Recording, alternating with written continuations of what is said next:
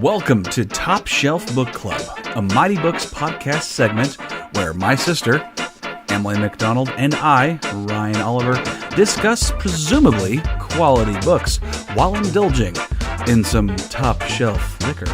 So listen for yourself while we judge books to see whether they earn the right to be rated top shelf.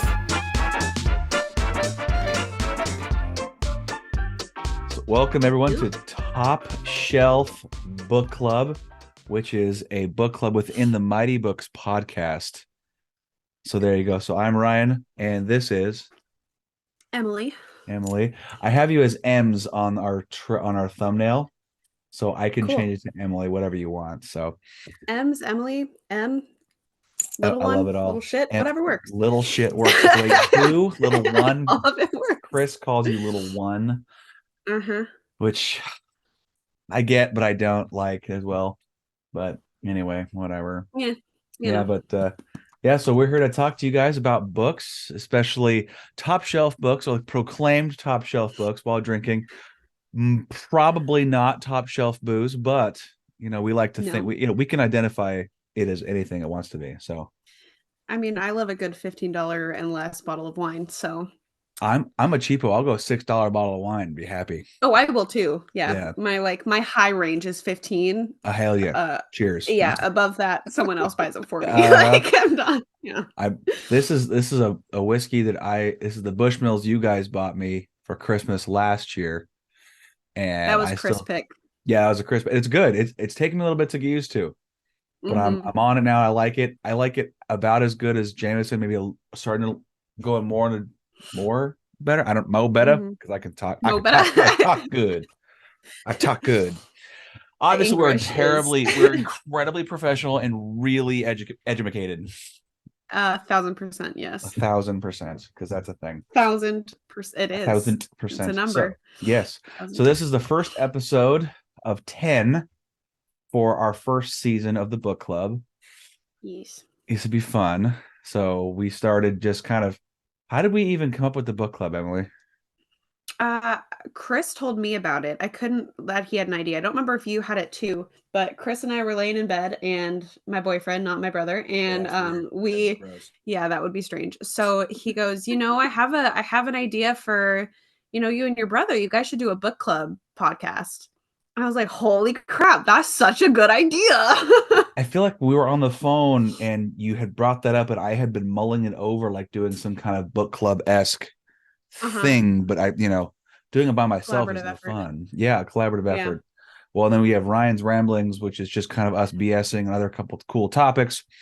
I was like, you like to read, I like to read. And then you brought up what Chris mentioned, like, this kind of makes sense. Sure does. I like logic. Logic, natural evolution of things. Yeah, I know. It's beautiful. And it makes me read more. So, because I have not been reading as much as I should, but because I've been podcasting so much, it's just absurd. I've been reading a lot because I haven't been podcasting. So. That's good too. Sometimes I'll take a break from podcasting just so I can read, but it's just I made commitments and ow. Yeah. Sometimes I read on the treadmill a lot. Oh, I can never read on the treadmill. I get terribly. I just can't. I'm up and down too much. I move too much. That makes sense. So, okay, yeah. I get really bad motion sick, but I'm fine reading on the treadmill. Don't know why. We all have our talents. That's my one. Yeah. It's your one talent. That's my one. You found the one talent I have. Yeah. SOL for the rest of my life. Yeah, I'm good. Just gonna skate through life. Let everyone else take care of you. Exactly. That's how it's gonna work. Yeah, that makes sense. So we have our first book is The Butcher and The Wren by Alaina Urquhart. Yes. Okay, and I know Emily, you have prepared. She's touching herself. I mean, her hand against her heart. Yes. Like, how do you even describe that without it sounding weird? I meant to do that on purpose because I knew it would kind of irritate you a little bit or gross you out. No. Okay. Yeah. She loves this individual, and she's going to give a little about the author because she knows all about her. She stalked her. I'm not a stalker online. Or anything. Yeah. Yes. She was a little bit difficult to find about the author stuff for because she's not like in I mean, she's an author, but she's a podcaster, really. Like that's what she started with. So I took a little bit from her about the author from the book. I took a lot from that podcast episode that she did on Morbid. So what I have prepared is a little couple paragraph thing. Go ahead, read her out. Read her out. All right. So, Alaina Urquhart co hosts Morbid, Scream, and the rewatcher Buffy the Vampire Slayer. She had a career as an autopsy technician, which she loved doing, and you can tell in the book how much knowledge she has regarding all of the science behind murder. She is from Boston, where she currently lives with her husband John. She has 3 daughters, 2 puppies, and a ghost pug named Bailey. She has degrees in criminal justice, biology, and psychology, and you can tell when listening to Morbid as well as in the book that she's just incredibly knowledgeable on all of these topics.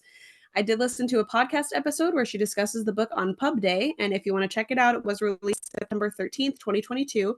And the name of the episode is Bonus Episode The Butcher and the Wren Discussion and Preview. It's about 17 minutes without the snippet of the first chapter that she reads. Okay. And she discusses what her writing process was like. She got the idea for the book from a nightmare she had. From what she said on Morbid, she has nightmares and sleep paralysis fairly frequently, and she tends to write down bits and pieces from her dreams. And this one was just super vivid. And she was being chased by someone she couldn't see. It was dark, there was loud music, she could tell she was outside, she could feel that it was swampy. And she immediately sprang out of bed after that, as one does after a nightmare. And she started writing down what happened, and she was thinking and like mulling it over later and wanted to know like who was chasing me and more backstory. And she just ended up deciding to write a page about him and his motives and all of that. And then after that, she just kept adding more and more backstory and information, and the book was born.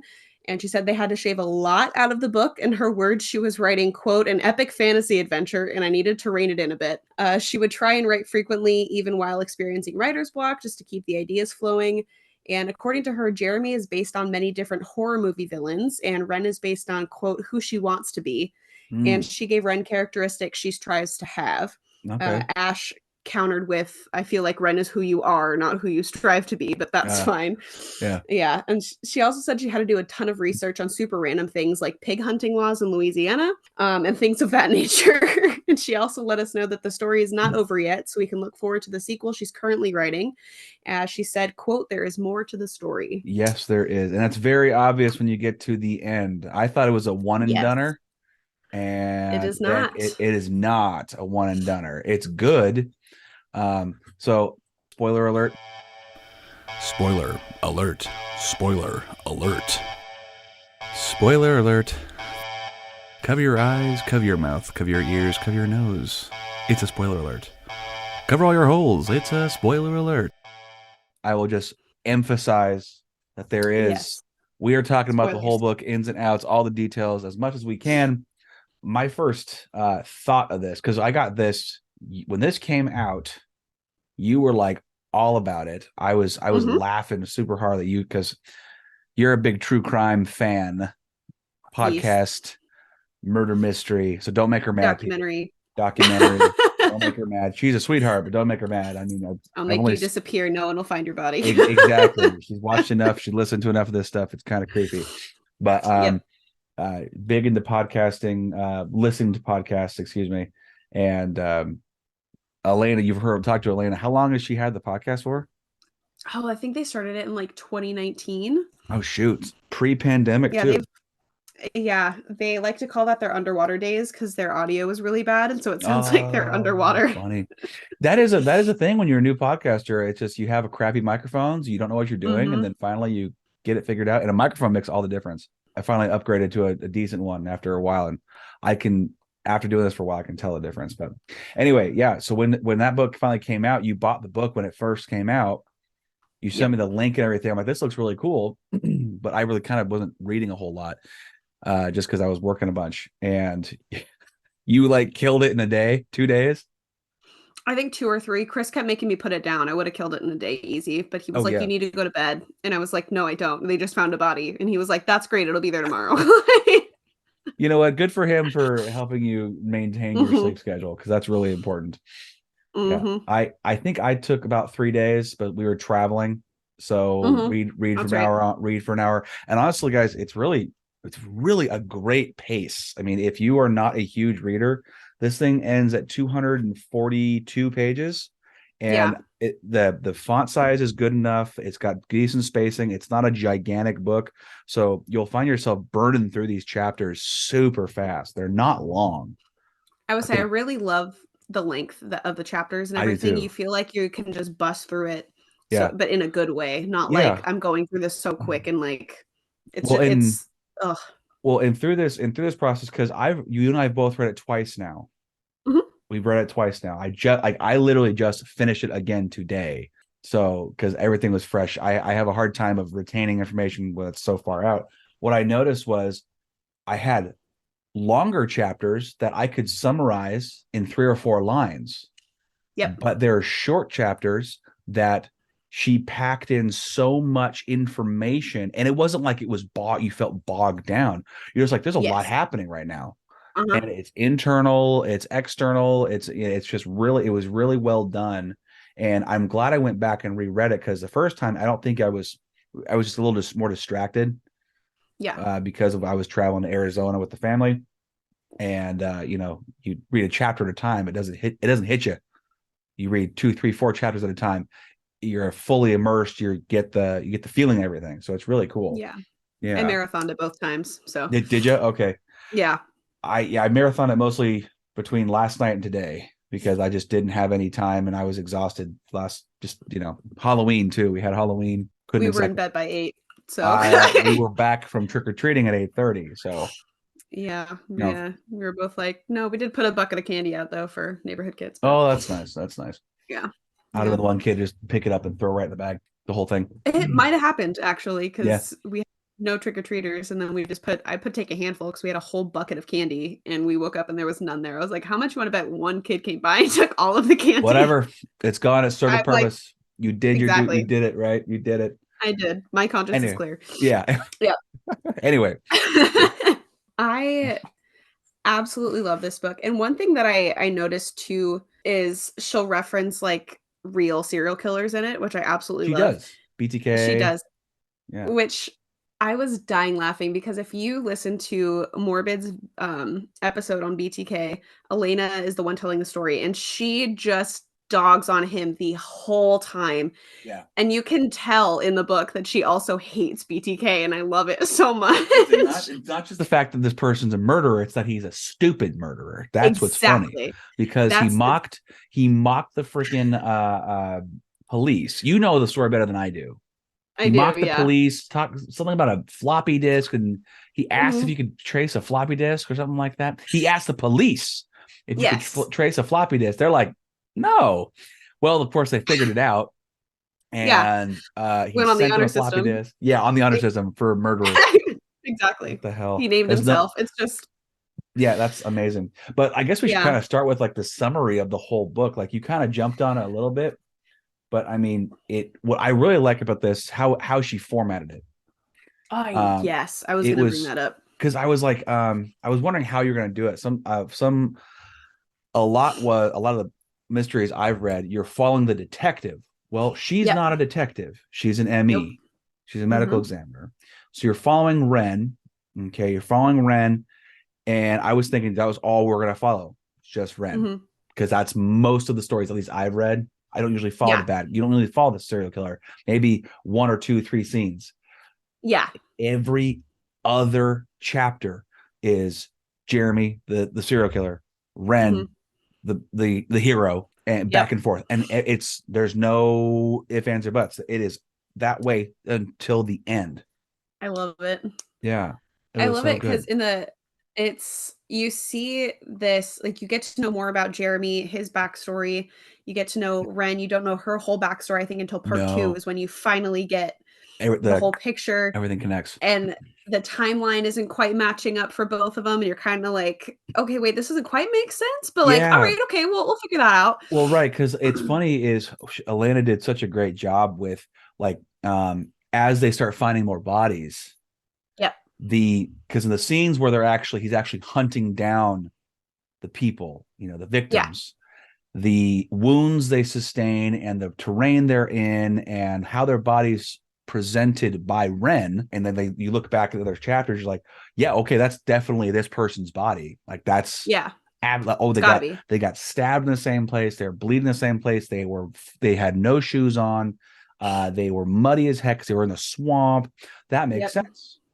And then you learn there's the big twist there later on. But I mean, how would you even describe it's like a lot of back, like the timeline. How would you describe the timeline? As like flashback? It's flashback mixed with present day. Yeah, because for most of his chapters in the first half, it's a flashback of previous victims he's had, while Wren in present day is hunting him down, but doesn't know she's hunting him down yet.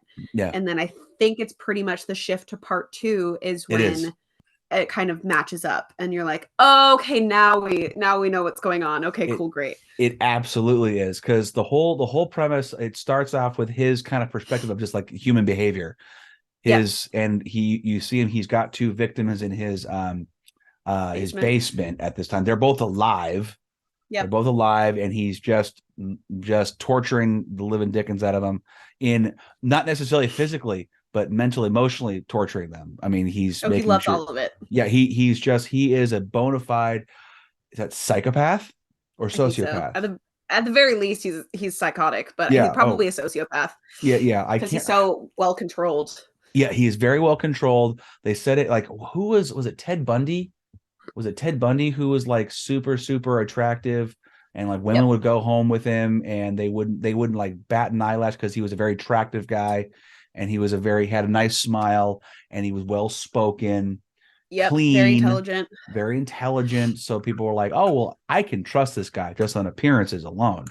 It's like, you cannot. No, you can't. You can't. Trust the gross looking people who can't speak well. That's what you need to do, and they won't kill you. Trust nobody is what you should do. That's kind of what? Gain evidence.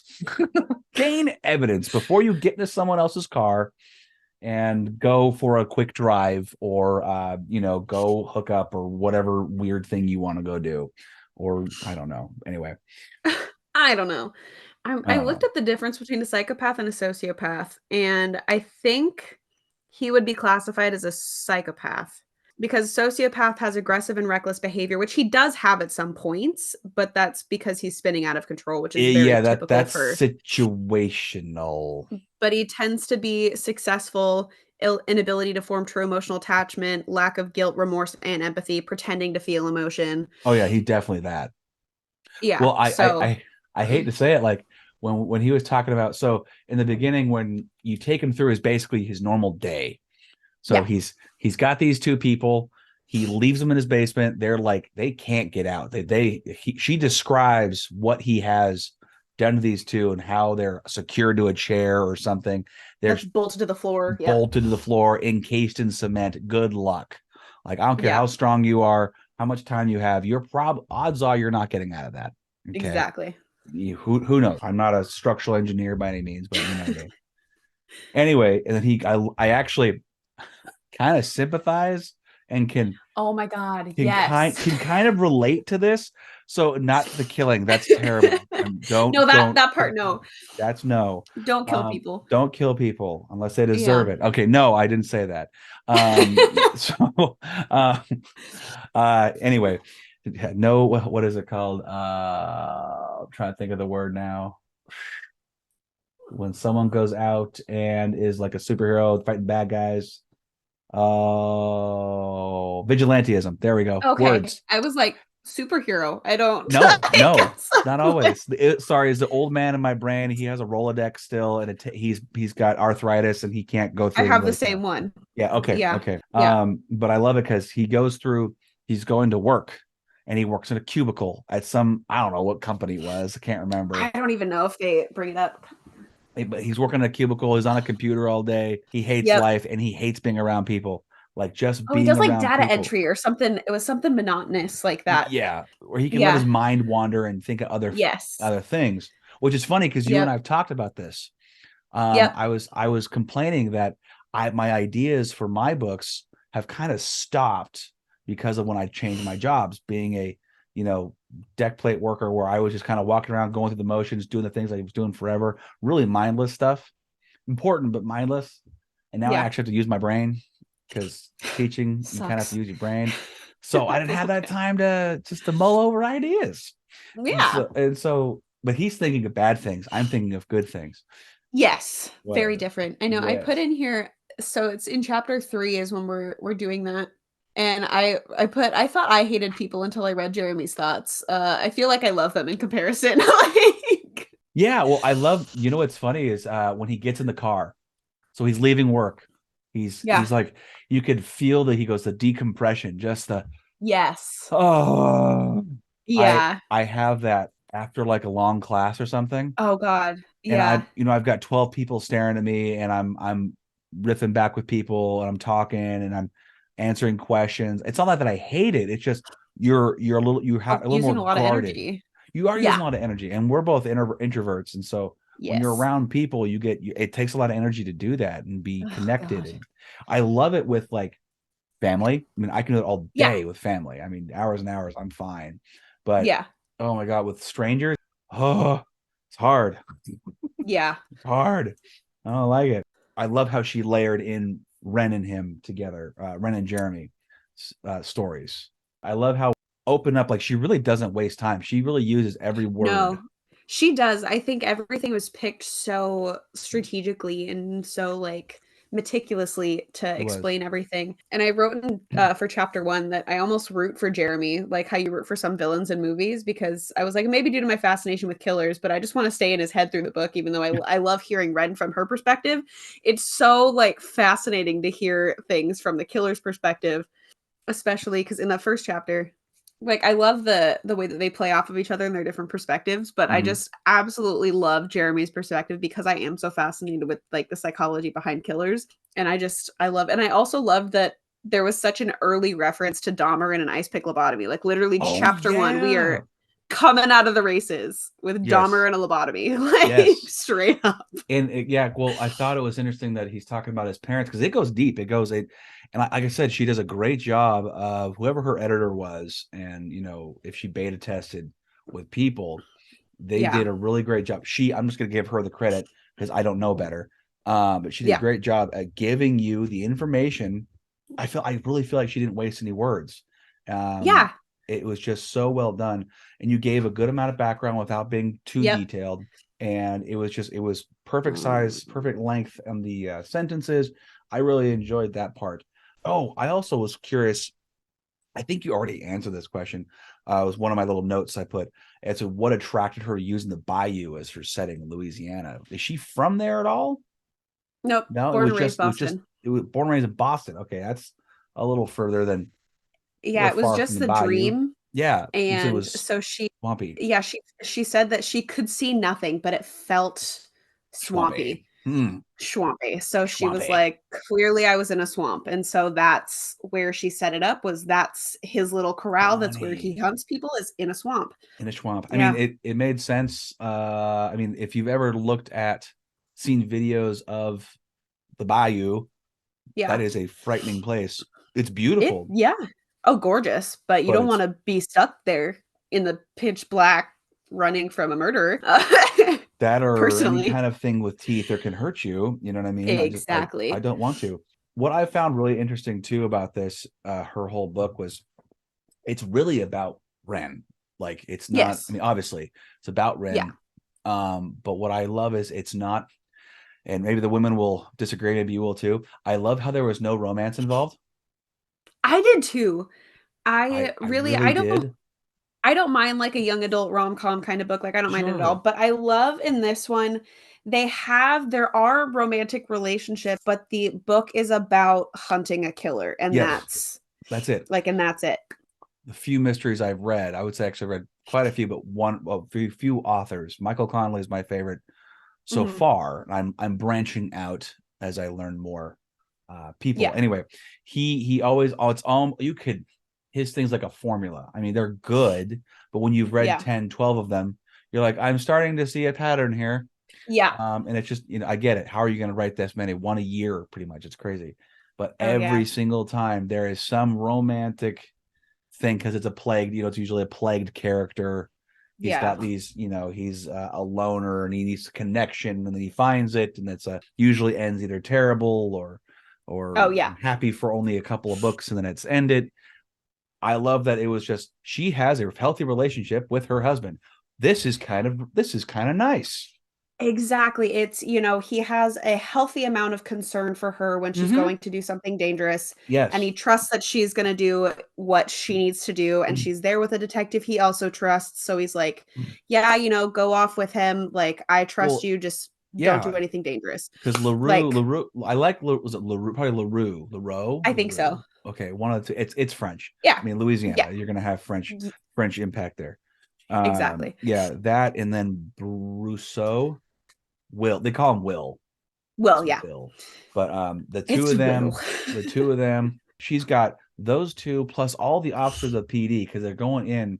What I again something I enjoyed about her is the realism. There Yes. was logic. I at no point in time during her, interactions with the dead bodies or really out and about anywhere, I go, no one would do that, or no woman would do this. Exactly. I Put didn't have yourself in harm's anything. way. Yeah, I didn't have anything where I was like, that's not realistic. Because Yeah. like Chris and I will watch different movies, and I'm like, that wouldn't happen. Like, Yeah. I've watched I know how too many things work in this world realistically, and that's not what would happen. And I love Yeah. that when she is doing the autopsies, she uses medical terminology, but explains them in a way that doesn't make it seem like she thinks the reader's going to be stupid. She No, explains them yeah. in a way that is just like, oh, this is what this is, and that's just where the blood pools, like, after the body's dead. Like, that's fine. And Yeah. then, like, moves, And like, she just a actually little. uses big words. She's not like Yeah, and then the blood starts here and goes towards it. exactly. She doesn't like talk down. I don't feel like she was talking down. She actually uses big words, Yeah, scientific words. And if you don't exactly. understand it, you can look it up. But I mean, And it was it might wonderful. be because I am so familiar with the true crime space that I True didn't have any words that I issue. was like, I don't know what that is. And I have some books where I Yeah. hate when every other page there's a word that I'm like, what does that mean? Like, I I don't know want it's to be almost having Google up every, like, all the I time. know. I've had And a few like that. Not too many, but yeah, there's a couple times. English is very vast it in its is. writing. Did Yeah. you Have you seen Bob's Burgers? This is related, I swear. I have never seen an episode of Oh, Bob's Burgers. God. Okay, it's great. I think you Is would it? actually really like it. But Okay. there's a sergeant in Bob's Burgers. His name is Sergeant Bosco, and he is not like LaRue, but every time I read his character part, I think of Sergeant Bosco, and anyone that knows Bob's Burgers will know exactly what I mean, because he's just this like divorced alcoholic, like rough and tumble kind of detective. And so for some reason, he's always what pops up. And then LaRue is gay, has very well pressed suits, is very Yeah. kind and speaks so. And I'm always like, Like, that's not the how do person. you Like, I need to get out of that. Yeah, Like, how do every you get time. that? Yeah, because I was like, I did not get that at all. Like he's straight laced, he's on point, Absolutely. professional, he's smart, he's dedicated, and it's like Yeah. I don't see he's not dirty, he's not one of those like he's No, not smoking and not drinking, he's not even. divorced. Not at all. It's Yeah, so funny. I have to pull myself out of, I think just because I've seen Bob's Burgers so much, that's just maybe. immediately I'm like, there's a detective. It's Sergeant Bosco, Oh and it's not. God, no. Every Oh time, every God, no. time. I had to constantly be like, this is a different person. Like, Do in someone my from head. oh my God, what was the captain from Brooklyn Nine-Nine? Because he's gay. Oh, I love Boom. him. I love him too. He's just so God, I love Brooklyn deadpan. It's Nine-Nine. amazing. Yes. He's like, I am His so comedies. pleased right now. Yeah, I am no, emotionally no devastated right expression. now. And I'm like, I can't help but laugh at him. He's so good. He is. Oh I my can't God. remember his name. I gotta rewatch that I can't show. either. Oh my Yes, I need to God. rewatch it too. I can't remember Why can't anybody's I can from picture his that show. face. I can too. It is in my mind's eye right now. It's there. Yeah, It's he's there. there. But yeah, for some It's so reason magical. that's just what sticks there. One other thing about the book that I just absolutely love is just her wording of things, her imagery that she puts in your Mhm. head Yeah. without being overly wordy. And there's one that she writes, it's the first chapter of part 2, so chapter 23, and it's from Mhm. Jeremy's chapter. It's no one can know the utter loneliness that precedes death until it comes for them. Yeah. Physiologically, they can accurately explain what happens when a heart stops beating, but not the anguish that pours from someone's soul the moment they realize their life is being snuffed out by another. Yep. Like, how beautiful and like morbid. It's just Terrifying. amazing. Yeah. Yeah, but it's Yeah. so, it just hits you, and it's oh, Hits I you like love an ice pick co-writing. lobotomy. It sure is. Cold and pointy, and you don't know what's going to happen afterwards. Yeah. Oh my God. Yeah. She did a couple of good ones. I'm trying to like sift through a bunch of there. I got a lot of just like what do you call it? Moments. But yeah, I really liked how she captured the scenes very nicely, and it wasn't, like I said, too wordy. I've had books where Yeah, I'm like, get to the freaking point, and absolutely. Where I'm like, this I description is a never page had that long. problem. Yeah, well, and it was great. Mhm. I'm more, as I'm getting older and I have less time to read. When I do read, I don't know if you do this, Yep. chapter whatever, and I will go 30 pages. Yep. Okay, I better not get Yep. disrupted and disturbed by this. But Absolutely. if I turn, this guy and I'm like, oh, 8, oh, I got this. I'm gonna do Yeah, I this. can do And that. if I get disrupted, I can, or I'm needed, because that's what usually Yes. happens. Dad, come help me with this, or honey, I need help with this. Okay, I got 2 pages left. 1 second, or Yeah. I can't go. I've got I have 83 pages left. I'll be Yeah, there in about 3 exactly. hours. Okay, I'll be right there. cool. Yeah. You know what I mean? I Just just got done reading this book that was really, really good. It's called Disney's Land by Richard Snow. mhm. Obviously, it's a Disney book, but it's about like like everything involving Disneyland opening day and all that kind of stuff. And Cool. there are long chapters in it, which Yeah, rightfully so, it's needed. But God, I'm like, this is 30 fucking pages. yeah. Like I I have one thing that's okay for it. If you have a scene break, scene breaks are fine. Oh yeah, They okay. did it. She did it in here, where Yep. she had the little funky symbol. Yep. Actually, looks like the New England Saints, not the New Orleans Saints, the Saints, whatever, Sure. Louisiana. I Yeah. don't know. Them sports teams, Sports. yeah, football Yeah. teams, Saints. I can't even remember that. Football. Can you tell I No. don't care about sports? I just don't care. I'm like, Not even a little ooh, bit. the Ooh. foosball game is on. That's cool. You know what I mean? It just, but anyway, That'd be cool there's to watch that, but whatever emblem that is. It's like of the Saints yeah. uh uh emblem there. I'm like, oh, okay, well, that's nice. And so if I needed to stop for a second, I could go there and take care of what I gotta take care of, come Yeah. back, and I'm right there. So it's like not a big Exactly. deal. I really like that a lot. But okay, so summarizing, we start off the beginning.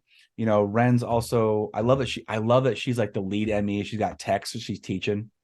Yes. That's cool too. And she's like she's Yeah. seeing, and she's like actually adding like legit pressures of the job. Like, I have so much I gotta do. And so when she comes into work one day, she's like, I have a full stack of freaking things I gotta take care of now. And so she actually doles out the jobs to those Yeah. techs. I'm like, that's It's so cool. realistic. Yeah. Yeah, it just makes sense. When you add those little details, it kind of helps. Well, you don't have to be too wordy about it. It was just simple dialogue. Here's the thing, Exactly. go, and then you can go back to the story. It is kind of added to the whole what she's got to deal with on a day-to-day basis.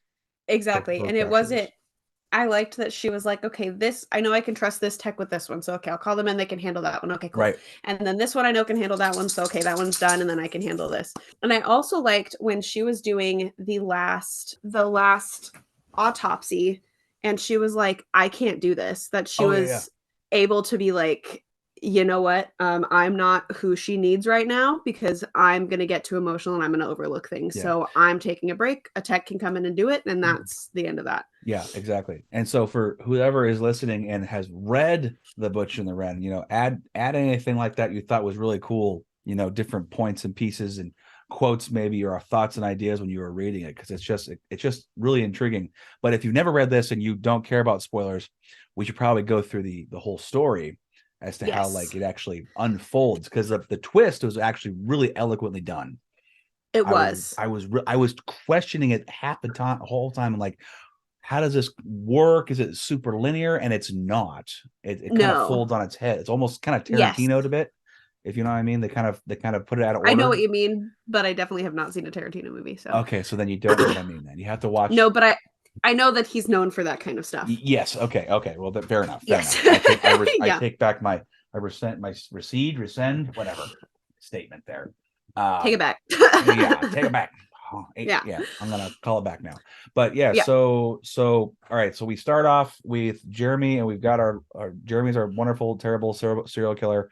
He's got his 2 victims, and then Ren's doing her thing. They're finding all these bodies now in the bayou, and they're just mangled. They're just awfully beaten. They're beaten. They're shot. They're stabbed. They're just bad, tortured. And oh, I forgot about the maps and the I was papers. just thinking about that. Yeah, I love that they did that little, because he took oh goodness, he Pages had of one books. he had, I think it was page 1 of a chapter or something from some book. Yep. And that was found in one of the victims' throats. Yeah, and it was the most dangerous game. Yes, which we'll be talking about later. But yeah, so it was funny, before they revealed that it was the most dangerous game chapter of that book, they show the scene where Jeremy now has the 2 living people that was still in his basement. Yep. He abducts this other woman, his lab partner, Emily Maloney, and now he's got kind of a 3 victim most dangerous game scene. If you've never seen the most dangerous game, the movie, or read the story, shame on you. You need to go do that. No shame. Just go do that. It's not very long. It's great, but basically the premise is a billionaire owns an island. People get shipwrecked on that island. They are saved by the millionaire or billionaire, whatever, and he has fun with them by saying, hey, you're going to go in the woods and I'm going to hunt you down. And that's what happens here. There's also a real life Alaskan serial killer named Robert Hansen that abducted sex workers, and he took them in a helicopter to his private forest area. Yep. And let them run in the forest, and then he hunted them down. Oh my God. So that was my first thought when I read this the first time. Wow. He was called the Butcher Baker. The Butcher Baker? Not really sure why, but that's what he was called. Was he a candlestick maker too? I don't think so, but don't quote me on that. I don't know. Anyway, Jesus. He is a little messed up in the head. Well, he almost got away with it too. Anyone who decides they want to kill people for fun. Yeah, hunt them down in the forest with a shotgun, not really quite right there. They probably need to get their head shrunk a little bit. Just a touch. Yeah, figuratively and anyway, so back to it. So he steals this poor girl Emily in a parking garage. Sorry, Emily. Which I wrote this down. That is a woman's worst freaking nightmare. You walk into your car with somebody you think you can trust, and then you get freaking chloroformed out of nowhere. That's why I have pepper spray. And you couldn't even use it at that point because she's turning her back to unlock her. She's like, I'm good to go. I'm at my car.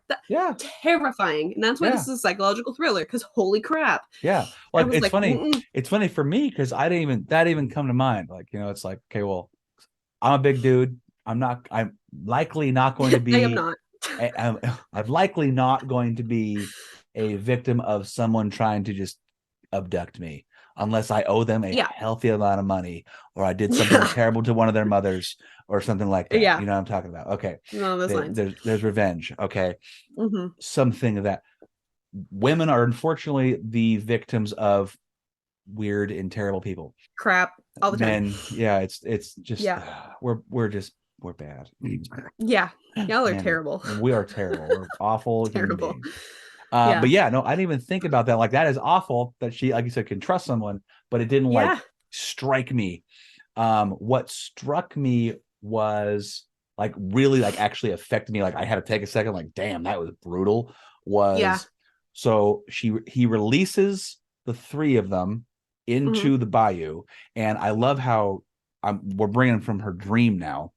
Yep. He says she heard music, and he lists a lot of songs. She lists a lot of songs that Jeremy was belting in there, pumping through from the speakers, and they run, and he gives them a chance. Go run. He's got on close camera television, CCTV. He's watching, and he goes out there with a freaking shotgun. I think he's got a Glock 22, and he's got his Bowie knife. So he's going to go hunt. And at one point in time, you have Emily, who's the smart one. Yep. Makes sense. Makes sense. I know. Yeah. You couldn't see. She did the whole the girl thing where you push your hair back. Hair flip. Except I have braids, so my braids went back. That's hair. It's still made of hair. It's hair. It's hair. just different. But so she runs into Katie. Katie, thank you. And Katie is, how did he describe Katie? He pretty much describes her as just like an idiot. Like he just loathes her so much. She has no survival instinct. She's just like there. Like she's just a person. Like that's not even a person. Like he just loathes her. Well, and same with the guy, Matt, I believe.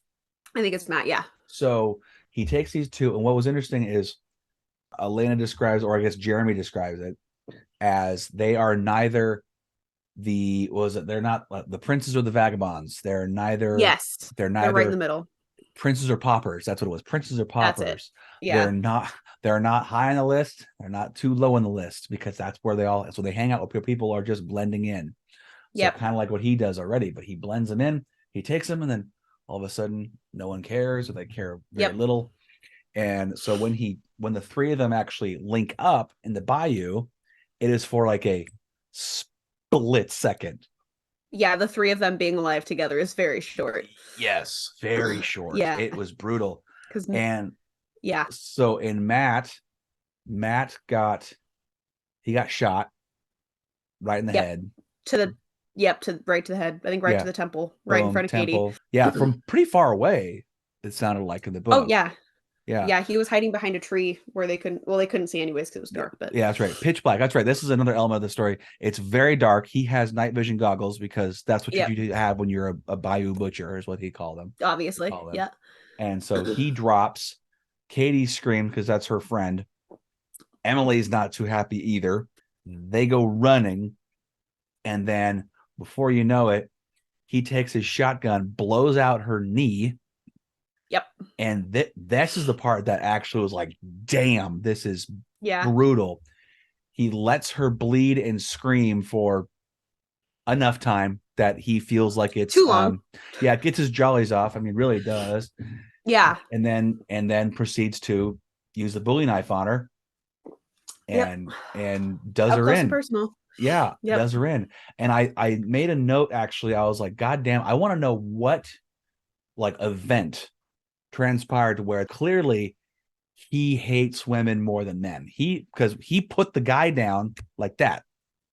To me, you can tell when he's describing the two of them too. He definitely goes into how much he hates Katie more than he hates Matt, because he's like, oh, he's kind of an idiot, whatever, but he's like, oh, but Katie, like, and then when he's describing the differences between her and Emily, as he's like, oh, Emily is like, because she's intelligent, so he has this kind of like actual respect for her in a way, where he's like, okay, she's actually intelligent, she actually has survival skills.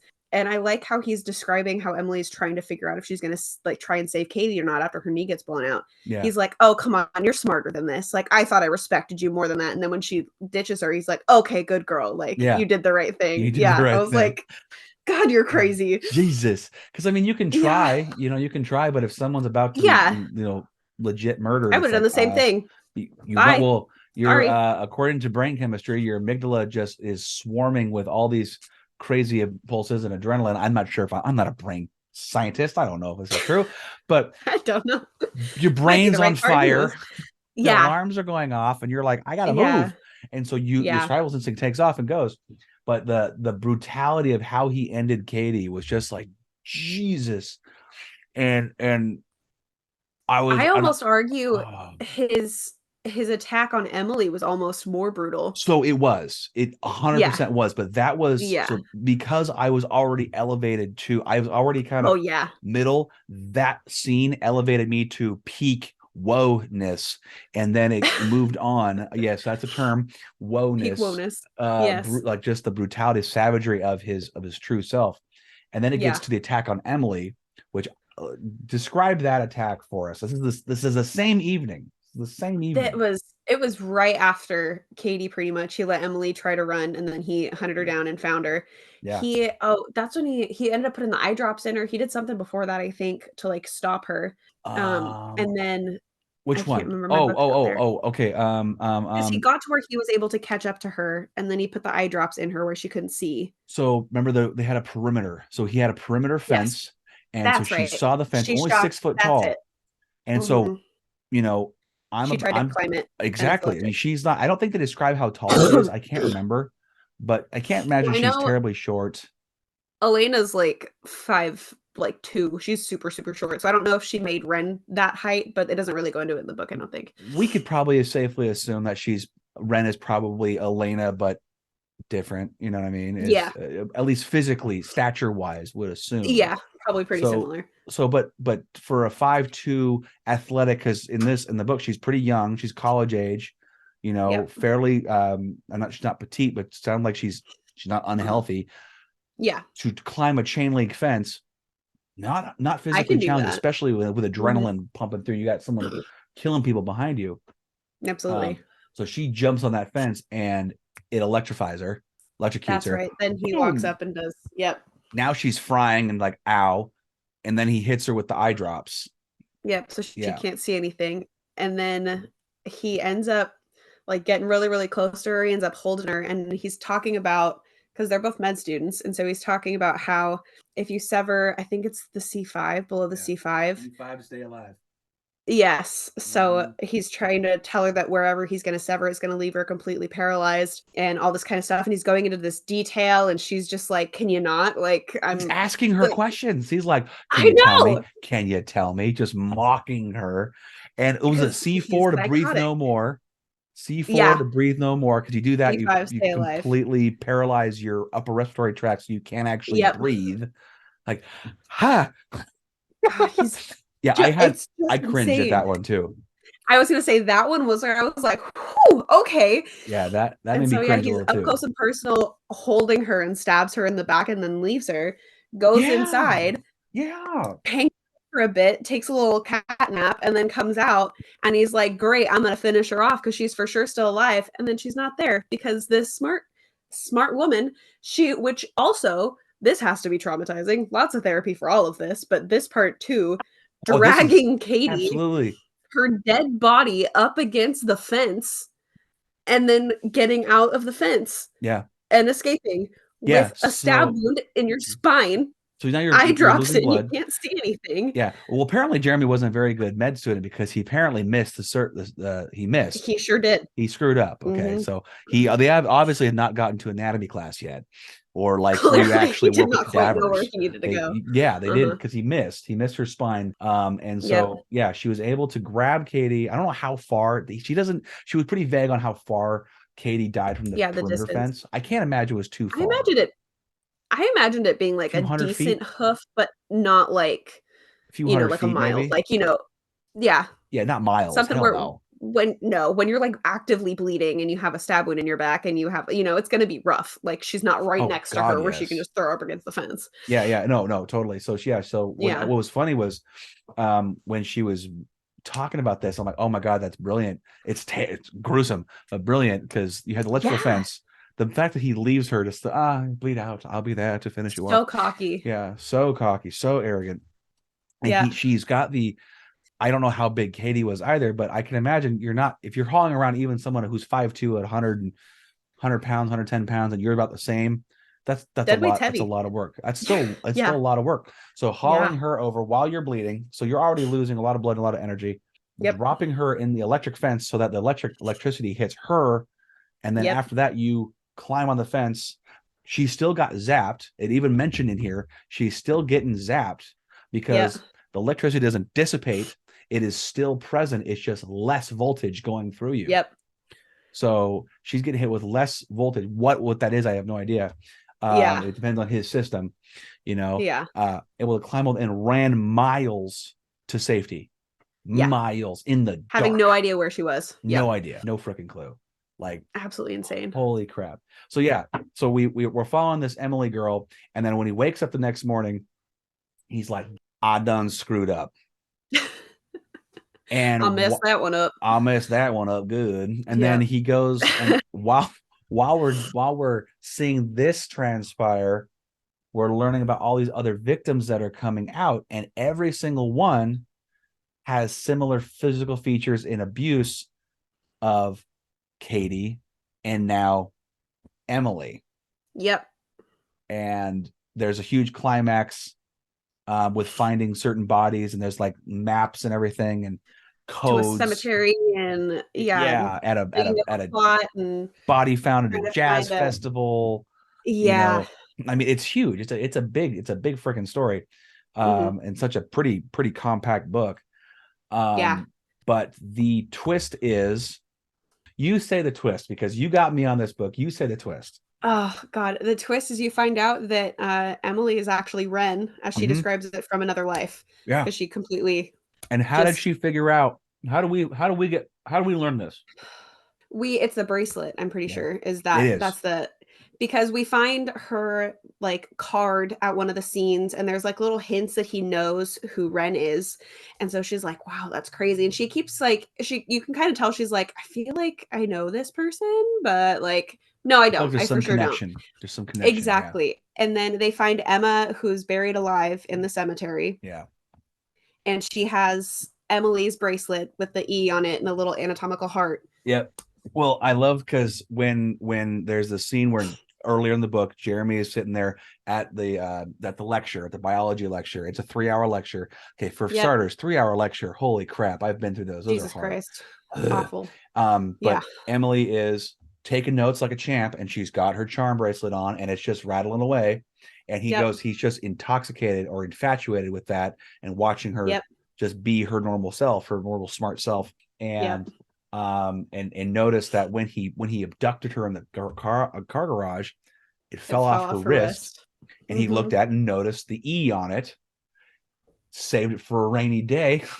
Yeah, because he's freaking crazy. He's like, I'll abduct another one later, it's fine. Like, and then I'm sure that wasn't his plan originally. I'm sure it was a trophy originally. Well, I don't actually, I don't freaking know what I don't either. They don't really go over. Yeah, I don't. They don't really talk about trophies with him. No, I think honestly, for him, it was this is an evidence thing. If I leave it behind, very smart, very smart. So got the bracelet. He takes it. She's not worried about this because she's getting chased by a serial killer. 7 years later, Emma is dug up hurriedly, found alive. Barely. I mean, just pulse is like 1 beat a minute or something ridiculous. Yeah. And on her wrist is the bracelet. It's not found until after she passes from hemlock poisoning. Who's heard of that before? I hadn't. I had, but because I knew of the Socrates link. Oh, got it. Socrates was tried for whatever was in the book, and he was given that that's how he was executed essentially. Died of hemlock poison. I didn't know that was terrible. I didn't know it was that terrible of a death. I didn't know why he was. Hemlock becomes a part of the story, but that's how we get to part 2, like you talked about, where we learn that she goes, "Holy crap, this guy is Cal, my partner." Of course, is an alias. Cal, my partner. From 7 years ago. Which is just a shortened version of his middle name because it's Jeremy Calvin. Oh yeah, Calvin. I totally didn't even recognize that. I only did because I've been watching Halloween Town like absolutely crazy, and so there's Calabar. There is Calabar. And then his son comes back as Cal, and so that's why I made the wicked smart. Yeah, I know. Wicked smart. Okay. Back to it. So talking about part 2 at chapter 25, it was right after Miss Wren, actually Miss Mueller. Yes. Okay. I'm like, it's either Muller or Mueller. Mueller sounds better. Is it Mueller? Muller. I'm assuming it's Mueller. Mueller? I call her Mueller. I've called her Mueller. I feel like there's supposed to be an E there, but if I'm wrong, I'm wrong. If I'm wrong, I don't want to be right. Whatever. I don't know. Who knows? You know what? It's all right. If Alaina Urquhart hears this ever and wants to come on and chat with us about it and give us the actual pronunciations, Emily would cry. I would laugh at her crying in a nice brotherly way. Yes, obviously. I'd give you a virtual hug. So fantastic. Yes. But she comes on. That'd be cool. I'd do this again. Just to chat. Absolutely. Freaking amazing. Well, I actually reached out, tried to reach out to her to get her to come on. Yeah. I heard nothing. She's a busy lady. She is. I'm not mad about it. It's just like I know. She's very successful. She's very busy. It would just be cool. So, Alaina, God. If you're ever wanting to come on and chat with some fans, especially super fan Emily over here. Yes. Oh my God. Her and Ash are my fave. I need to listen to the podcast. I've yet to listen to it. So I should get on there. Morbid. Okay. I have it right here. I should just, it's Morbid, stamped True Crime on her podcast. book. It It's is. stamped She is right the on her book. co-host She of is the Morbid, and co-host. I love her. So they're both just 10 out of 10. Yeah, Fantastic. fantastic. Good Okay, well, ladies. all right, so back to it. You Yes. said you had a quote you wanted to read. Yes. So this is from Jeremy, and this is right after he's like reliving his failure pretty much with Emma, because she was supposed to be dead when they dug her up. And so Yes. he's stewing in his failures. So Wren says, you're up. She has a pulse to the medic that's there. And part of his thought process on it is she had loaded these words from her quiver and launched them from a tautly pulled bowstring with the force of a seasoned archer. They impale him even now. Mm-hmm. Like, I would have never thought of someone saying something like, I've obviously said, like, someone can say something that like hits you. Never in a million years would I be like, they loaded that up in a quiver and just shot that arrow at me. Like, So it's funny. It's funny you say that because I used something similar, but it wasn't so eloquently put. Uh, I was working on the pier at Banger out here, and I work with a guy. His name's Erwin, super cool Mhm. guy, but he's really quiet. He Yeah. only talks to certain people because he doesn't like certain people. At least back then, this is like Fair. 4 or 5 years ago. Yeah. Who knows what he likes now? But I see him from time to time. I'd call him the word sniper. I would call him the insult sniper or the word sniper, because whenever we'd be in a group, he wouldn't say anything. He'd just observe. Yeah. But he'd gather enough information about one person, and he'd build up time, and he'd wait for his moment. And when he said something, it hit so hard that person shut their mouths and everyone erupted in laughter. And it was just, I called him the insult sniper, and he just laughed his ass off when I said, "You are the insult sniper." And That's he's this quiet incredible. guy busting out laughing. So after I had that interaction with him, we became good buds. Oh, yeah. Down there, How I'm can you like, not? "You are cool. We need to That's talk." incredible. Yeah, we need to be friends. Yes, and Oh, yeah, that's incredible. he's one of my favorite people down there. It's just I see him from time to time, and it's just so fun. But yeah, Ugh. that kind of metaphor, it really does strike hard. It's like, damn, Yeah. words can hurt everybody. Words hurt. Absolutely. They can. Yeah, I just Mhm. read that and I was like, holy crap. I Yeah, have never like read something like that. Like that just I read it and I was like, that is a beautifully put. metaphor there. Just exactly. I was like, Yeah, oh, I was like, I gotta write this down. Like, oh my yeah. God. I remember her saying. I remember her writing it. He saying it, reading it, whatever you want to Yeah. call. You know what I mean? But Yeah, no, yeah, that's yeah. awesome. So yeah, so Yeah. after they find Emma in the coffin, buried Yep. 3 feet deep, not 6 feet, but 3 feet deep. Yep. Yeah, so that's when after she dies, unfortunately, Yep. and yeah, that was the quote you read earlier. When we hit part 2 Yep. about what it's like to die, we don't know. Physically what happens. We don't know what you experience as that person. We can only imagine the anguish that they're feeling. But after part 2, and they discover the link between, by they I mean we, the readers, discover Yeah. that link between Emily and Wren, which is that they are one The, person the same. the same person. Yeah, Yeah. which was super cool. Oh How she God. did that. Yeah. Jeremy starts to spiral at that point. He it's like the one of the biggest tailspins that I mean, most serial killers have this where they Yeah. either have like for him it was a failure and it's he that just hit him so hard that he just absolutely loses control. He's like, I need a win, I gotta do this. Yes. And then he just makes the biggest mistake ever. Yeah, he got sloppy, Um he impulsive. got so sloppy. Like he was kind of sloppy with Emily because of he just didn't hit it right, the spine. But I mean, he is just so brazen, sloppy, cocky, impulsive, just insane. Completely And I flips mean, the most script. serial killers, yeah, exactly. And most serial killers go through that where it's just they lose complete control. And Well, and once that so control is gone, yeah, yeah, they're just it's hard to done. get it. Kind of trying to get it's open Pandora's box kind of a thing. Well, Yeah. because his was motivated by failure, but there's Yeah. some serial killers, and you know way more about this than I do. just because of the podcast you listen to, and she has Yeah. a huge smile on her face. Everybody, so Yeah. be afraid, be very afraid. No, she's adorable. Terrified. She won't hurt you. Maybe. Yeah, maybe, unless you don't drink her coffee or something in the morning, then she might. Yeah. But I've what I've heard is people can tailspin because they've won so much.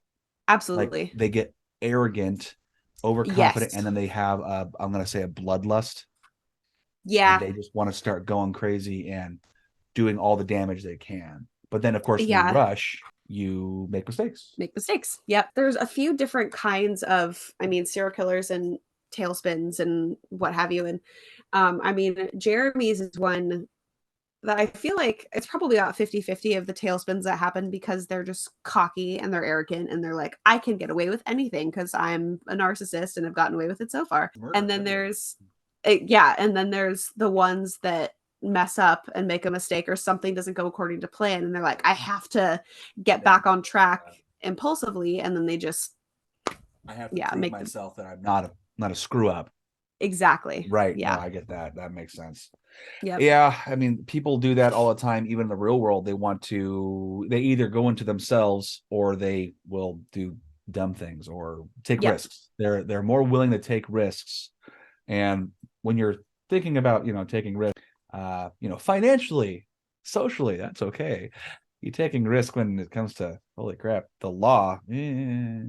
That's not good. Yeah, it's a little more we sketchy. want them to screw up because we want them to get caught, but and that's one thing that pops up in Morbid a lot when they're talking about cases is like, I'm happy he was so stupid here. Yes. But like, how could you be so stupid? Like that kind of a, yeah. I wonder if laziness ever comes into the mix. Like, maybe not, I don't know if laziness is the right term. Okay, so have you ever been at a job so long or done something so long that you're just so damn tired you don't want to do it anymore? I want to say it's almost like a severe complacency. Yeah. I'm just done. I'm exhausted. I'm tired. Any reason to just screw up. And I wonder, because I've heard the theory of they want to get caught. They want the attention. I don't know if they necessarily want to get caught, but they want the attention. Want to get caught, at least for psychopaths like Jeremy, who would never want to actually get caught. Yeah, I don't think he would fall under that. I know BTK was one that wanted attention, and that's how he got caught. Yeah, and then there's also Ed Gein. Just once he had Ed Gein. Ed Gein was the one. I'm pretty sure he's the one that made like skin stuff. He made like a lampshade out of skin. Yeah, he was real messed up.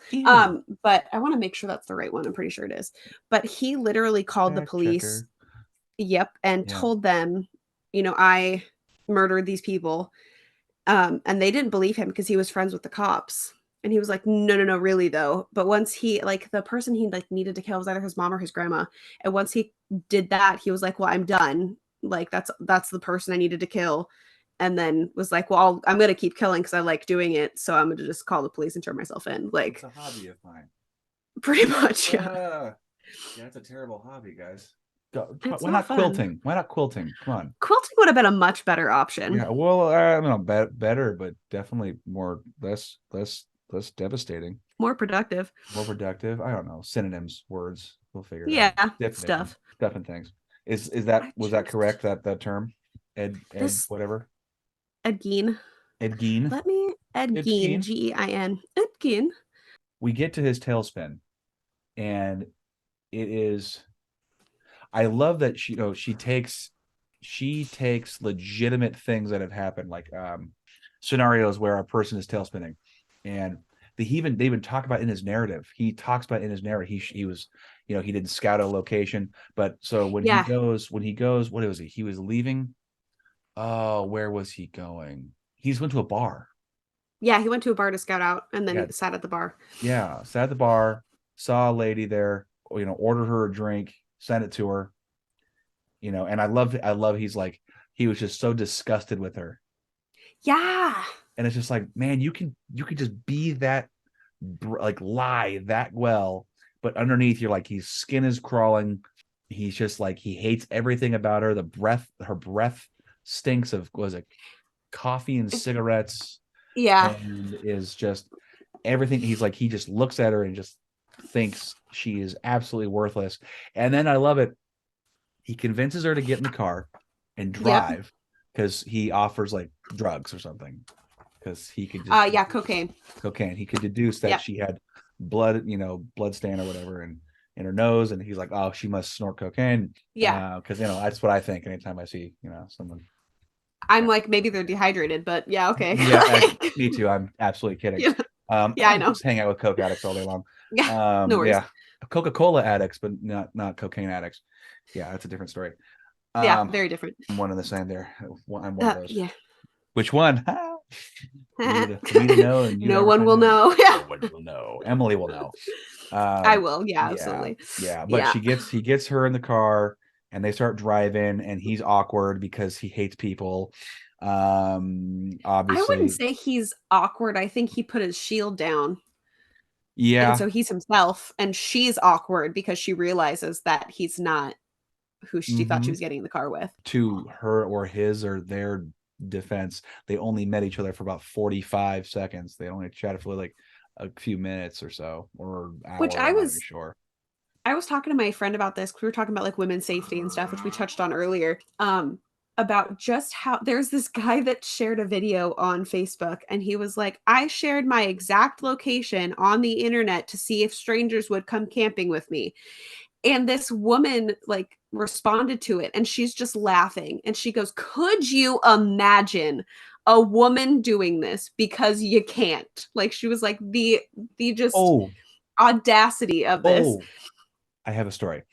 Okay. Sorry. I was letting you finish though. I want you to, if you. Oh yeah. I saw the excited look. So okay. So it's ridiculous. All right. So it didn't happen to me. I heard it secondhand. So I'll do my best with the details. Okay. So my father-in-law goes camping. I want to say it was Cushman Lake in Washington, whatever, a campground. Okay. Yes. And he's gone with 4 other guys. It's a guy trip. Cool beans. They're older. They're in their 40s to 60s. All right. Yeah. That's the age range. Out there enjoying themselves, eating by on a fire. It's dark. It's pitch black. There are no lights other than your campfire and whatever extra lights you have. All of a sudden, a lady just happens to enter the campsite. Just enter the campsite and is looking for attention, asking what people's names are, what they're doing, how their camping's going. And was getting real flirty. And all of them are like, what in the hell is this lady doing? Like, what made you think you could just come up to a group of guys? Like, where, they're not going to do anything. They're good guys. But obviously, yeah. But if you don't know these people, you don't know motives, you don't know what they're going to do. Maybe they've been drinking. You have no idea. But they walked up and just started socializing with them and was being really obnoxious and weird. You could tell that she wanted attention. Something. What that attention was, we could probably assume. Yeah. So it was, but that was something that I'm like, why would you ever? She was obviously not in her right mind, or she clearly super naive. I've met very naive people. I have too. Completely stupid people. Like, I mean, when it comes to social or just logical street smarts. Yes. Like, oh, you need to have a bodyguard. You need something. You need to have a buddy with you to play bodyguard for you. It's just, this is scary. God. But yeah. I mean, I had, multiple times where my mental health was real bad. And when your mental health is real bad, you have no concern for your own safety. So some of the things that I did during that time, I like look back and I'm like, how am I alive right now? Like, base jumping or something, or definitely base jumping. Okay, like having a first Tinder date at my apartment for like, oh shit. I was literally texting my friend. I was like, there is literally no reason that one of those didn't end poorly. Like, and luck. Me now, literally, like if I was single and went to a bar, there is no way I would go home with a man that right. Absolutely not. Me in 2020, maybe, because mental health was not great then, but now absolutely not. So I mean, I'm thinking, and I'm like, first off, he can tell you're into drugs. That's a sign he's over observant. That's a red flag. Right. You're at least 2 Cosmos in, girl, and that those have got alcohol and, like, Inhibitions are down. Inhibitions are down. I'm like, girl, you can easily be taken advantage of If in you're like desperate. 60 million different ways. Well, and like, have you seen Even those? being desperate. Have you seen those things with like how quick a person could just drop a roofie in a drink? Have you seen Oh, that? they can just Have you seen like, those videos? yeah, people That's can talk frightening. with their hands and throw it in there. Yeah. I'm like, holy Yeah, crap. I can't imagine. I mean, if you think some of those pickpocketers are good, I mean, bloop, just dropping something, easy. exactly. And Easy. that's I'm just shocked at how easy that looks. whenever I would go out to bars, I never go out on my own to bars just for many No. reasons. But Travel in a if I gaggle. exactly, if I Mhm. were to, drink is by me. If I leave it unattended for any amount of time, it's gone. But even then I would be suspicious unless my eyes were on it the whole time. And if I go out with girls, they hold the drink while I'm gone. It does not get on the it like it is held. Yep. It's just it's wild Yeah, what I people will don't. do. Oh God, I couldn't do it. I couldn't do it. Even like, I don't know. Like, I keep thinking about it. We were talking with actually at work the other day about just dating in general, just how Terrifying. insane, terrifying. Yeah, because Yeah. in our group, there's three of us. I'm married for quite a while. Yes. My lead, she's been married for about the same amount of time, maybe give or take a couple of years. And then our my other coworker, he's had girlfriends, but he's effectively single. And he goes like, Yeah. it's awful. It's awful. It's Yeah. dangerous. It's weird. You meet Yep. some weird people. He hasn't Oh had God, anything yeah. too crazy, but he's like, it's just weird. But anyway, I think we're getting Yeah. off topic a little bit, but I mean, Kind of relates, kind of kind of. doesn't. I mean, yeah, it I mean, something relates. bad happens to her. She does not end up in a good position. No, she does not. Yeah. So what happens Yeah. to her? Emily, go ahead and explain what happens to her. So Jeremy being just the, The delightful psychopath that he ray of is. sunshine he Yeah. is. Yeah. Exactly. The definitely non-violent person. Yeah. He's He a tells her that pacifist. he tells her that he's going to take her back to his house. She notices they're driving in the forest and she's like, "So you live out here?" And he's like, You a "No, no, chipmunk? no, but exactly. We're just gonna Yep. go up in a treehouse." And he's like, "No, no, Exactly. no, but I know a good place over here or something." And she's like, "Cool, Yeah. cool." And he's like, "I can I'm gonna tell take she's a getting walk. nervous or something." I think Like that's what he wanted to do, is take a I walk. think something like that. Which I mean, walks are great when they're When you not know the for person. someone to get exactly. Was And the so lighting? Was it sunset? No, it was it was middle of the night. dark. It was like 1:30 It in was the like morning. I was gonna say it was close to Because they had a the receipt. They had a receipt which said yeah she had some fries and two Cosmos. He ordered her a yep Cosmos. There was three. So yeah, it was yeah so middle of the night. yeah, it was like he rolled up like close to Oh last yeah, call kind of. last call. So about two in the morning. Yeah. Okay. So I mean, it's red flags were going up clearly from how he's describing her body language and Everywhere. but he's like, "Oh, no one will be here. No one goes hunting here." And that's when they're talking about like the pigs and the alligators and stuff Yeah. and when Alaina had to do that research and all that. And so he ends up trying to do what he does with the people that he takes back to his house and he wants to hunt her in the middle of the night with his um, night vision goggles on. But then two hunters are there and they hear him. So he ends up grabbing her, wrestling her, and cutting her throat pretty much ear to ear. And he's like, "I for sure got her carotid artery, for sure got it." So he sprints away. The hunters find her. He did not get her carotid artery. He nicked it. He He nicked it. nicked it. So Yeah. what the surgeon said, 'cause I wrote it down. The surgeon said Yeah. that he nicked it, and if the hunters were not there, she for Yeah. sure would have bled out. Yep. Because I mean, you hit ain't that thing that's just gonna pump out by. Yeah. That's just Yeah. gonna Just gonna keep going. Trevi fountain like crazy. Oh God. That's gross. Sorry. That's an image. It is an image. That's what I do. Good That's or okay. bad, I throw them out Imagery. there. Yeah, imagery is beautiful, but or terrifying, or both. Yeah. And but yeah, if those guys weren't there, she would have been screwed, and Yeah. he would have gotten his release, as he put it. Exactly. I'm like, Jesus. Yeah, if the hunters weren't there, he would have been fine. But the fact, even if he did kill her, it was not how he wanted it. So he was already frustrated from the fact that he didn't get his like playtime or whatever. He Yeah. didn't get the hunt that he wants. And then on top of that, he sees that she didn't die. And he's like, great, another fuck up. Yeah, Fantastic. Like, exactly. So yeah, so then he goes home, he catches a couple hours sleep, and it's yeah, fitful sleep, not good. And he no. wakes up and he sees the news. Yeah. And he and knows he's he's caught. spiraling a little more, but it's so spiraling a little more, and now he has to make adjustments, or no, contingency plans. Yes. He needs to make a contingency plan. Now, we know from the past, from the reading the book, that he has a history with Wren. Yes. It all started with her escaping caused this momentum to this problem. Yeah. It according to him, he blames her for everything wrong right now. Which is, So she didn't make him kill anybody, but no, whatever. That's it's so fine. narcissistic of him. I think I wrote that in there.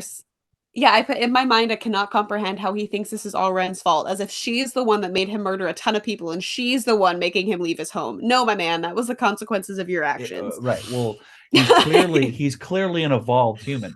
You know what I mean? Yeah. Unhinged right now. Yeah. So and then this part really kind of creeped me out, actually. The part where he knows where Ren lives. Oh my god. Oh my god. Yes, because that is one of my biggest fears, is waking up in the middle of the night. Yeah, I literally wrote, "This is my worst freaking nightmare. Someone's been watching me for God knows how long. I think I'm safe because of all my locks. I double check them before I go to bed. It takes just one weak spot to get inside your house." Do you remember that show? I think it Takes a Thief or something. Yes, I really like that show. Yeah, which our house is locked down like Fort Knox. Like any entry point, covered, locked, double locked. Like I couldn't break into my house, which is why we now have door, all that kind of stuff. Yeah. It's just lasers, and so lasers, cameras, and guard dogs. Yes, my guard dog is very terrifying. He is terrifying. Yes, he is terrifying. I also put, having someone in my house while I sleep just gives me the chills, and I hate it. Plus, there's some guy that tried to kill me 7 years before, broke and installed my grandmother's ring. I feel not only incredibly violated, but pissed off, because that is my family heirloom, sir, not yours. Right. I have grandma's ring on my dresser. I know you do. I'm like, you come in, you take my grandma's ring? Hell no. So that must have rung true, because not only is the main character, her original name is Emily, is mine. Okay? Yeah. Next, you have a psycho person who comes into the room and steals grandma's heirloom, grandma's ring, which you have one on your dresser. You probably had some nightmares when you were reading this, didn't you? I actually didn't, shockingly. Oh, okay. I think it's because of how much murder I watch on the daily anyways, and like stuff like that. But I mean, I've had nightmares similar to this in the past, not stealing grandma's ring. But I mean, I was so pissed. Yeah. The like the idea of like someone in your walls kind of a thing, you know what I'm talking about? Or the attic. Yes. Like Criminal Minds, they had a couple like that. Oh my God. Actually, there's a real story of a guy living in the attic. Yeah. There's one of a guy that didn't know the couple, and there's one that was the wife's like boyfriend that lived in the attic and moved with them, and the husband didn't know. Yeah. Holy what? I'll have to find it and send it to you. Yeah. Insane. There was a Walking Dead episode. It was like the last season of the main show. And I'm not going to get into whether great or whatever, but I had watched it for so long, like, you know what, let's just finish watching it. Give it its due. The last season was really energetic, had a lot of action in it, a lot of stuff. This one took the cake, man. It was they walked into this house and they were hiding, just hanging out in the house. They were hearing sounds, and it was these like feral people who were in the walls, and like there were various access points, and it was an old house, so you could like see like the old like holes in the wall, like natural wood rot kind of a thing. You could see eyes in the walls. And what was so creepier, they didn't talk. They like howled, like groaned and howled like wolves or apes. And they didn't run like people on two legs. They ran like apes. And I'm so glad I didn't watch that season. Pretty much bare ass naked. They had underwear on or like shorts on. But they were like, of course, they were muscular as hell, so they're stupid strong. Obviously. And they Jesus Christ. And they attack. I'm like, oh my God. I couldn't do it. I'm like, I watched the rest of it. I'm like, and I need to watch something nice. Yeah, that's when Friends gets put on, The Office, SpongeBob, freaking anything Sesame that's Street, happy and whatever. exactly. Teletubbies. Something happy. Thank you. Well, I think Oh Teletubbies is more God. fighting than that, but anyway. It sure is Yeah, terrifying. Yeah. yeah. But yeah, so that was random little offshoot there. So Terrifying. yeah, Yes. so Jeremy breaks in into God. like a storm room window or basement window. Yeah, it's in their basement because all the windows were painted shut. And he was like, oh, I'm sure that her husband was supposed to check the safety in this. And Yeah. I'm sure that they've talked about repairing it. It just hasn't gotten done. But like, I can get in through that point. And I was like, God, I hate you. Like, that is terrifying. Yeah. Like, go do something else. Go take up golfing or something. Jesus. Literally anything but what you're actually doing right now. Do anything else. Right. Anything else. Leave this poor girl alone. She is living her best life. She's going out. She's having a good time with friends. She's got friends. She's got a wonderful husband, good career. Yeah. Leave her the hell alone. I loved the chapter of her going out with her friends. I thought that was such a nice little break from everything. And what a Louisiana thing to do. Going to get tarot reading. Like it's literally. You think of like it's just I don't know if that even come off right, but like when you think of Louisiana, the deep south, you think of voodoo. Voodoo or psychic or mediums or just that kind of spirituality to it. Reading the tea leaves. Yep. Yeah, the tea leaves, the palm reading, and the tarot cards. And I was like, always want to do a tarot card just because. What the hell? Why not? I know. I want to do it once just to see. I did a tea leaf one. It wasn't like on purpose. We didn't go to it. We were in Pennsylvania. It was 2010, 2009. So it's been a minute. I would say it's been a long time since you were over there. A while. And Ashley's aunt's friend came over, who is a supposed medium, right? Yeah, clairvoyant, whatever you want to do it. She actually did the tea leaves for everybody in the room, and it was interesting. Made us think a little bit. Yeah. Ruminate for a minute. Ruminate. I know. I like that. I like that word too. Yeah. Okay. Anyway, moving on. Moving on. Anyways.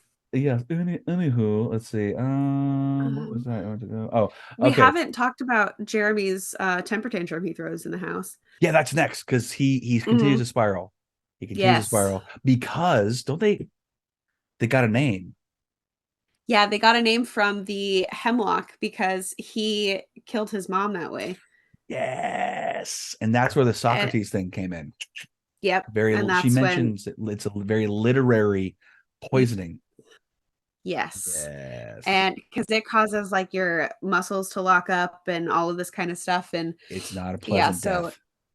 She was able to link. It was from like 2 to 3 years before. She was like, I remember this happening before. And then the son's name is Jeremy Calvin Rose is his full name. Yes. Yep. Jeremy Calvin Rose, and hence Cal, that you wonderfully connected because I definitely did not. I didn't even think about it. I was like, damn. I can't usually do that. So I'm hey, you know what? You get all the credit in that one. Love it. So we were talking earlier about like why we think his aggression towards women is so much stronger than men. Yeah. It's all we can perceive. We at least can see for the evidence we have. It seems like his anger towards women is way higher than men because he like how he murdered the one guy and mostly he hunts down women. Yeah, they didn't talk about his relationship with his mom too much, except that she hooked up with the librarian. Yeah, and he describes her in a very like, I'm trying to think of the right word for it. Kind of pathetic way. Kind of, yeah. He's like, wow, she tried to love me. Like, what is that? Like, it's a very like she was too emotional or something. It's in like the first or second chapter. Yeah, it's very early on. That's when he's talking about like they left alone a lot, and his dad was more like he was the kind of typical guy. He didn't go hunting. Well, he did go hunting. They went hunting. Yes, and but he would be gone for a while. And his mom and him would go to the library because she'd hook up with the librarian, the head librarian there. Yeah, it seemed like he looked up to his dad. Yeah. Even while not being there. Yeah. Because that one scene with when they're putting down the deer. Yeah. He was very interested in that. I was like, oh, Yeah. there it is. Whoop, there it There's is. the start of that. We found the nugget. We sure did. Found the beginning, God, the yeah, origin of his. whatever. Yeah. Yeah, no bueno, Yeah, Nacho. no, not so great. But yeah, he ends up throwing a little fit in his house as he realizes he's SOL at this point. Duly and truly screwed. Absolutely, because they're Yeah, like, great, she can tell them exactly who I am. Yeah, and he starts to plan his escape from the house. He mentions like he's kind of mourning the house. Yeah, like Yeah, it's a friend. Yeah. He goes downstairs in the basement. He touches the walls. We'll be probably never be able to see these walls again or touch these walls again. And he And he changes the like light bulb. I'm like, why you're leaving? Like, why are we doing this? Just leave it. I don't know. He's just got to fix it. Something on his to-do list. He just needs got to take care of it before you leave. I don't know. I don't freaking know. That's why it's like that's the only thing he has a relationship with is this house. The only thing he really cares about is this house because he's grown up there. Yeah, he grew up there. He owns it now. Yeah. We can assume that he took care of his mom when she was, or took care of when she got older. By took care of, maybe, So she was the only one that had hemlock poisoning. Exactly. Yeah, that was for sure him putting it in her tea or something. But yeah, and then would I guess this be considered the climax? I don't know. There's end. a couple. Yeah, I would say the climax. Yeah, this is into part one. Part of the climax. Yeah, that's when the twist is revealed. The secret's revealed. Yeah, because I mean they have a few very intense scenes go on of like him hunting the three of them. That's kind super intense, and then finding out that Wren is Emily is super intense, and then their whole thing with Jeremy, this is the lead up to that other last big face off, I guess. Well, yeah, and I wanted to say also when Wren realized that she was dealing with the same guy that almost killed her 7 years prior, I was so happy that Alaina decided to make her come out and tell LaRoe. Yes. I'm like, don't hold this. No, that would be so stupid. It would be. Yeah. And that's why I was saying earlier, it made sense. Everything she did, I feel like a normal human being, even with her dealing with the crap she went through, would do the exact same thing. And it's like, yes, talk with the detective and his partner and get them in the know, because you don't need to keep it a secret to protect anybody. You know how they is. That's always the excuse. You're not doing anything to protect anybody with that. No. Yeah. Exactly. But yeah, so we get to the end, and this is the weirdness. It's all weird. It's all weird. Yeah. He's weird. It's all strange. Jeremy's. He's a weird dude. Yeah. It's actually quite creepy. Yeah, creepy. I mean, all of it. I have a quote from 34, which is, I think it's Wren walking into the, I think it might be the backyard or walking up to the front of the house. Is it the smell? The cypress trees. No, not the smell, but I've heard Alaina describe that smell before. So it's real. When she was describing it as starting with the onion and then getting worse and hitting you, I was like, I could almost smell onions when I was thinking about that. I'm like, oh, absolutely. I was like, what the heck? You know how weird your brain is. Oh, absolutely. Olfactory sense, impressive. Oh yeah, where no, it actually smells like death. There's a corpse around here somewhere. I don't know where it is in this one, but yeah. No, I think this one was when she's walking into the backyard. It's cypress trees hug one another from every angle, and the sun can't penetrate the blanket they form over this area. This is where he took his victims. This is where they cut their skin on their legs and feet while trying to run away from him. The feeling in this place is dark and ominous, saturated with the evil that has touched it for so long. Yeah. The imagery, wild, absolutely wild. It's very well done. She definitely knew what she was doing when she wrote this. Yeah, that's why I'm like, you can tell all of the knowledge she has by reading this book. So much. And I mean, I'm assuming a lot of her storytelling helped from doing the podcast too. I mean, her storytelling is amazing. That's great. Such a good podcast. That's the beauty. So I mean, really, she was setting herself up for success here. When you think about it. Yeah, and I know she's been writing this for a while. I can imagine. I mean, a lot of people I talk to usually have a book in the vault, and I'll have it for decades. I mean, I had talked to a guy the other day who had his book in the vault for 30 something years. Finally, Jesus, I know yours was what, 15? I was 15. Yeah. Yeah. It was a while, long time. And I mean, technically, it's not even the full thing's not even out yet. That's how crazy it is. It just goes on and on and on.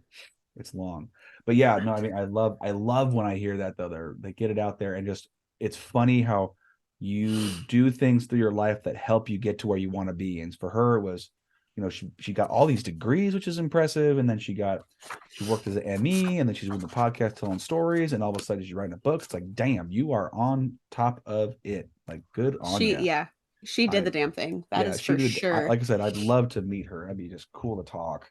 Oh God, absolutely. Chat. You'd do fangirling all over the place. So I wouldn't be able to get you to speak. You'd be drooling, wouldn't you? I would be shaking, is what I would be doing. I would just be shaking. Would you pee on the floor like chihuahuas or something like that? I hope not. No.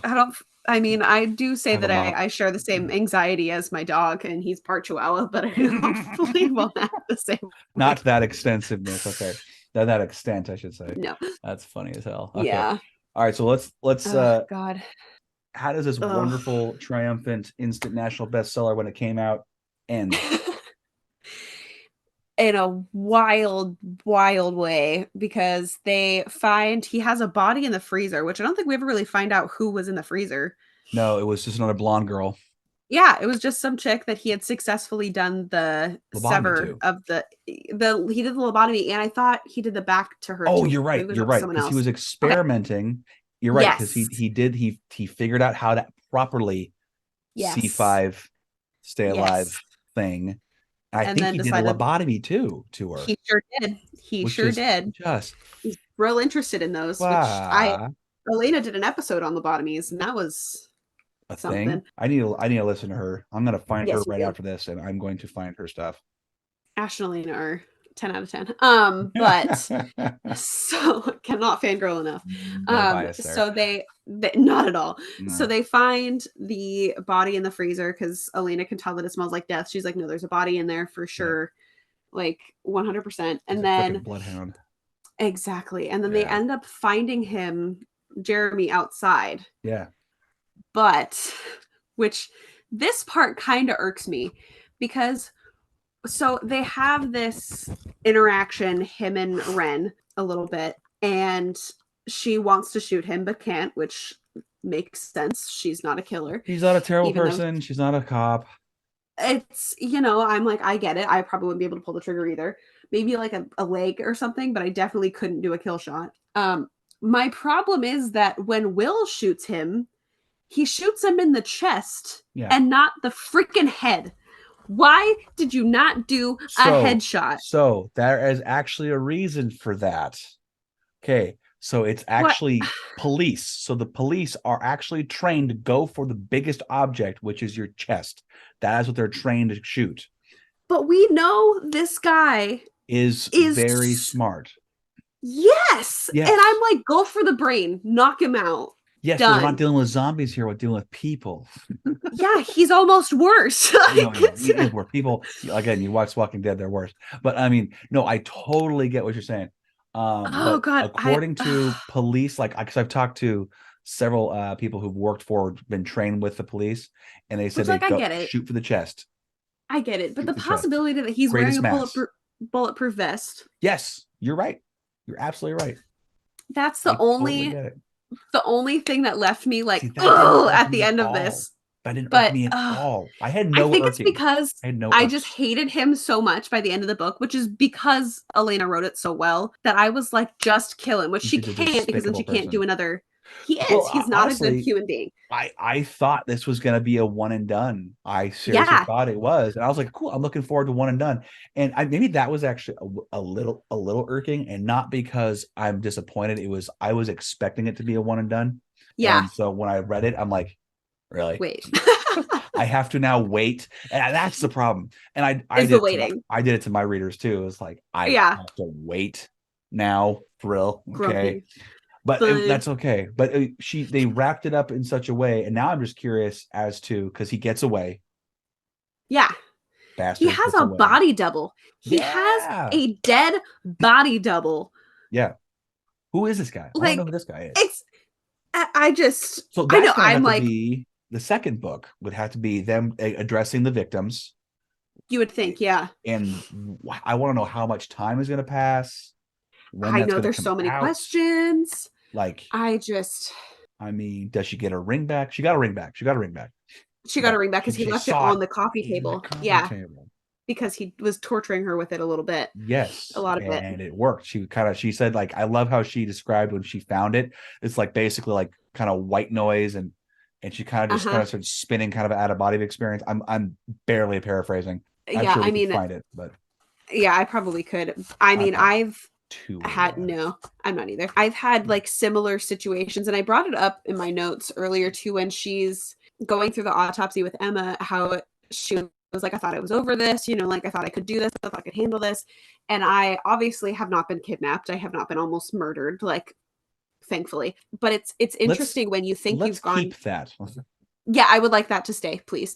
Yeah. Don't need to experience it, not putting it out in the universe. No. Thank you very much. But stay safe. I do understand the feeling of thinking you've moved past a trauma, like you're done, it's good, done and dusted, everything's fine. Yeah. And then one thing, I mean, this is a very large thing that pops up, but like something pops up and automatically you're back there. And having that happen while she's literally performing an autopsy, couldn't even imagine. Like PTSD, man. PTSD. Oh God, it's wild. I mean, I've heard of veterans and I've heard of people who have experienced trauma, not war, but PTSD. Yeah.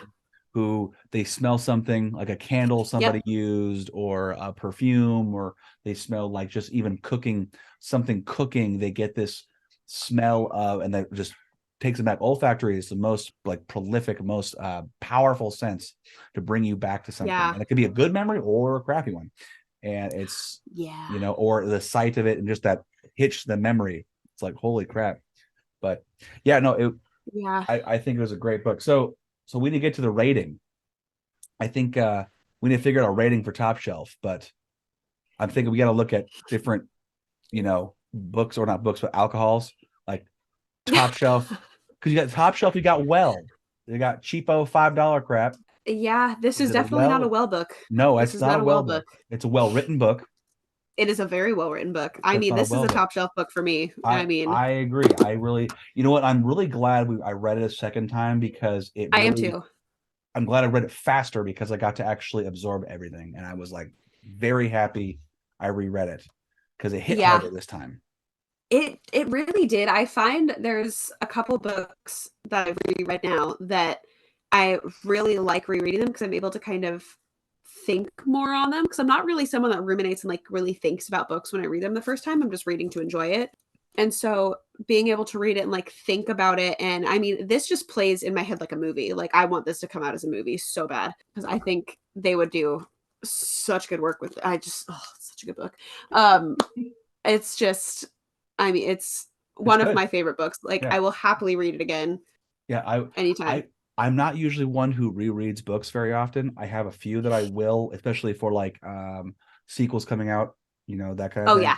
So like, and I mean, just from talking, I think I'll probably be able to remember this for quite a while. So whenever she gets the second one out, I'm just going to dive. Absolutely. Right into it. So I don't usually reread. So this was a good opportunity to reread something that I don't normally reread. So, but we're going to do this. I've read a lot of like, oh God, what's it called? I've read a lot of like self-help books. Oh, okay. Because I don't absorb the information the first time that well, but I mean, yeah, that's because a lot of those, they have a lot of little stories, anthologies to drive a point home versus this is a one narrative that you're going through. And I actually love that it is not a narrative style. It is in third person. I know. I like narrative done right, but I thought it was just I don't need the inner dialogue all the time. I just need what's going on, maybe what's going through her or his mind. It was well done. I really enjoyed it. So I give it a Top Shelf rating. Absolutely same. Yeah. So we'll come up with other ratings so we can a 1, 2, and a 3 or something, and we'll go from there. Mid shelf, Top Shelf, and well. Yeah, I think that'll work. We'll figure it out. We'll figure it out. Yeah. I'm not a alcohol connoisseur or I'll ask Chris, see if he has any ideas. There you go. There it is. Yeah. All right, cool. Well, do you have any other closing remarks or anything before we sign off? I don't think so. I think we said all we needed to get out there. And more, I think. I probably, but that's fine. A lot. So That's all normal. right. Well, cool guys. I hope you guys enjoyed the heck out of this. We're gonna come out with a bunch more books and Heck rating. yeah. If you want us to read one in particular and review the Dickens out of it, let us know. So the Dickens. The Dickens. I don't know. I'm like 65, but I'm not really. The Charles Dickens out of it. Ooh. I like that. I mean, I love you. You're wonderful. I just Thank watched you. Muppets Christmas Carol the other day. Oh, so. there you go. It's November now. Okay, I'll let it slide. All right, Christmas crazy, whatever. Yeah, it me. Hi. Good stuff. All right, well, cool. We're gonna have fun doing this. I think this is gonna be exciting. It's gonna be a lot of fun for sure. Hell yeah, it is. All right, well, hell yeah. Okay, guys, enjoy. Go read some good books. And I know we've ruined it for you, or we haven't. Go read it anyway. Screw you guys. Go read. No, I'm just kidding. Don't screw you guys. Screw you. Go read it anyways. Go support Alaina Urquhart and her wonderfulness. So absolutely. All right, and we'll talk to you later. Sounds good. All right, love you. Love you too. Bye. Bye.